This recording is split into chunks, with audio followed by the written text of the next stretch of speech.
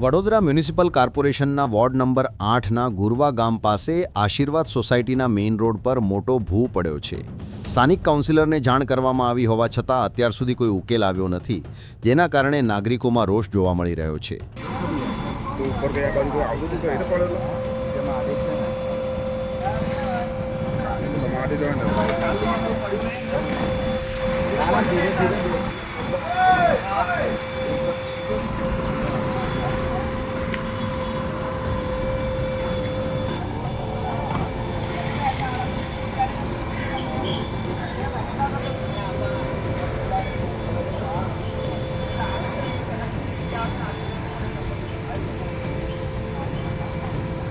વડોદરા મહાનગરપાલિકાના election ward number 8માં આવેલું ગોરવા ગામ ને ગોરવા ગામની અંદર આવેલી આશીર્વાદ નગર સોસાયટી એના મેઇન રોડ પર ગઈકાલે રાત્રે લગભગ 10 ફૂટ જેટલો ઊંડો અને 20 ફૂટ જેટલો પહોળો મસ્ત મોટો ભૂવો પડ્યો છે।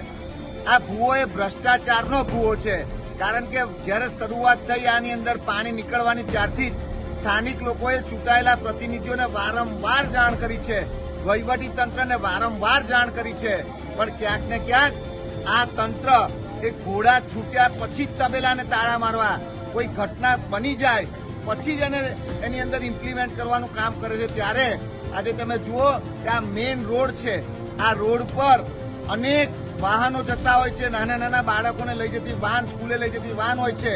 આ રોડ એ લાઈવ રોડ છે, ત્યારે આ રોડ પર આ તો સદનસીબ એવું હતું કે રાત્રે 12 વાગે ભૂવો પડ્યો, પણ જો દિવસે ભૂવો પડ્યો હોત તો મને લાગે છે કે બહુ મોટી જાનહાનિ થાત, પરંતુ હજુ પણ તંત્રએ જાગવાની જરૂર છે।